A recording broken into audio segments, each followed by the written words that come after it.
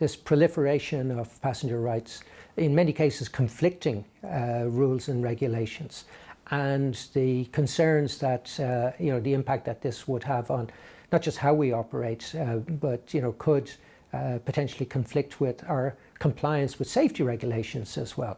So it's a very complex area. The bottom line here is that ultimately consumers are going to pay the additional costs that are being faced by the industry, because going back to what we talked about margins, with margins of 3%, there's no way the industry can absorb the additional or the potential additional costs that we'll face.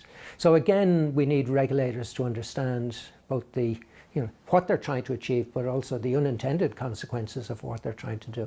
And really, it would be much better if we had a coordinated approach to this, rather than the what we're seeing at the moment, where individual countries are learning from experience in others and trying to make it better, in our case worse. And there's clear evidence that the European regulations EU 261 are not doing what was intended. So it's leveled, it's created additional costs for the industry.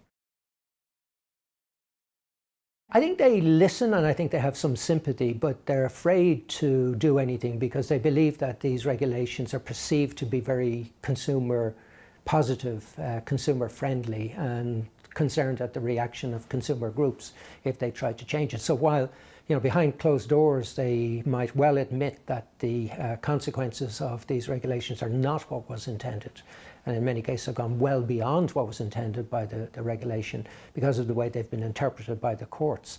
I think there is an acceptance that something should happen, but a reluctance to actually translate that into action. So we will continue to make the case for the revision of the regulations in Europe, and we'll make the case where other jurisdictions are looking to introduce regulations that they understand fully what the consequences could be.